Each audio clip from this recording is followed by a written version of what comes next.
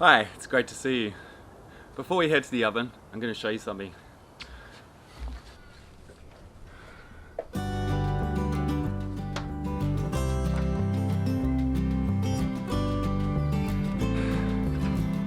Whoa, it's bright this morning. I've come up here today because I wanted to show you this tree that I planted 10 years ago, or maybe it was even more than that. When I planted this tree, it was the same height as me. Now it's massive. I want to see what it looked like 7 o'clock in the morning on a Sunday, on a bake day. When we first bought this property, there was one tree on it, a fig tree, over there. Now, it's looking fantastic.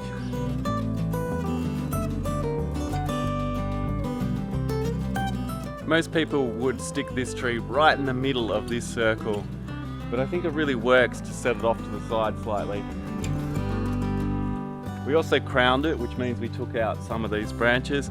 I'm fairly tall, and now I can walk all the way underneath it with no problems whatsoever. Let's go bake.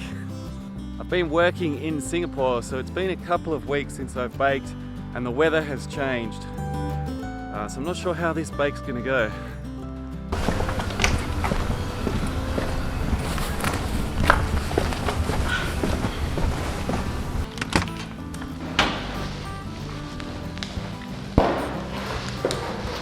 There's a few markers that tell you whether the dough is ready to be cooked. Now, a lot of people will eat the sourdough. I don't do that. A lot of bakers will actually eat the sourdough raw as it is. Instead, what I do is I use a combination of things. Mostly, I use my sight. I also use my smell.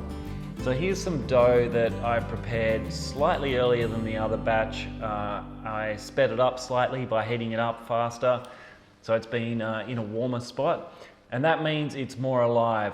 So we can see from this particular example, it's gone past the point at which it's possible to bake. It's got a kind of sheen on the surface, and we can see it's starting to split apart, and that means it's turning really sour, and it's past the point at which I like it, which is when we have the sweet flavour of the dough. I call this a sourdough. Really, it's a naturally leavened loaf. And if you've had some of my better loaves, you know that they aren't sour. They have a kind of sweetness. I don't even know how to explain it. They're just a beautiful, beautiful flavour. And that's because they're not overly sour. And that comes from a bunch of techniques. Anyway, here's another example from the same batch as this. And here we can see this dough in comparison is full of puff, full of life. If I stretch it out a bit, we can see it's retaining some of its curvature on the edge. I'll also smell the dough. So this dough here is from that same batch, and when I smell it, it's got this wonderful aroma. Whereas these older batches from, that are just a bit warmer, I guess is a better way to put it, that are over fermented, I can smell the sourness.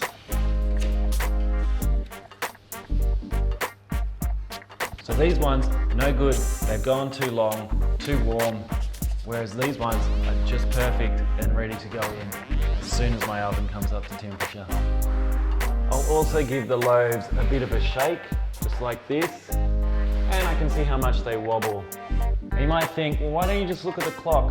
Well, there's an old baker's maxim, or an old baker's saying, which is watch the dough, not the clock. Because today's loaves have proved in a different time frame to a lot of other times that I've baked. It's incredibly variable, so you need to use these different techniques to find out when it's time. And I've built these techniques up over a number of years.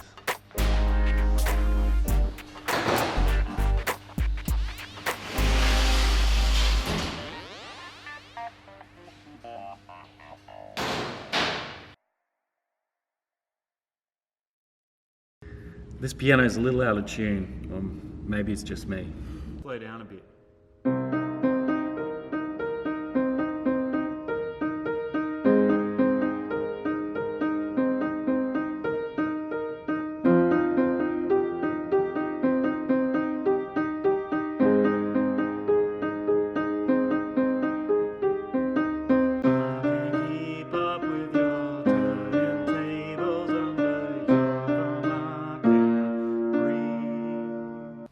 wish I was more musical. I've been learning that song for years now, and I really haven't got past the first couple of phrases. Playing to a camera is worse though.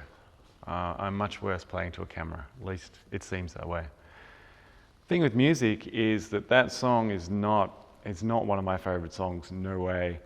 And when I was first learning guitar, I played a song by John Denver, Leaving on a Jet Plane. It's probably most people's first song when they learn guitar.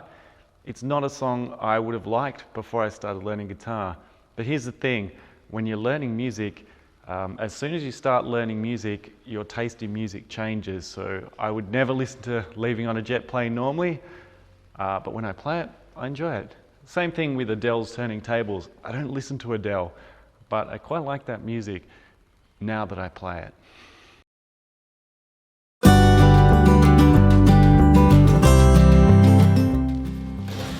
I've chosen my 2 loaves for today. Let's go home, crack these open and see what we've got. Before we look at these loaves, I want to show you this beautiful bowl. My partner Amanda is doing ceramics. She's made these beautiful bowls. I'm thinking about making them for sale as part of treason. She does her ceramics at home. It's super relaxing. It's quite nice to hear the sound of the wheel. And she dries her ceramics on the garden shelf.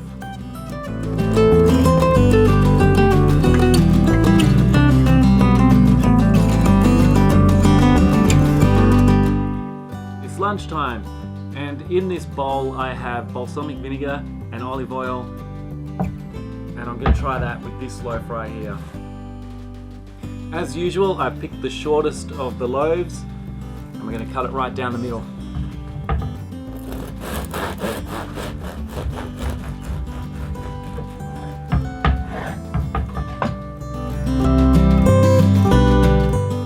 I'm really happy with this one.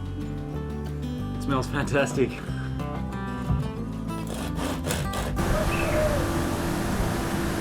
And it tastes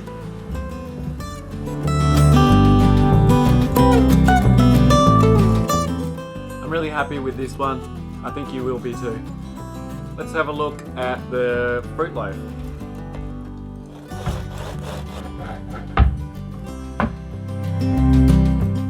Again, it looks fantastic.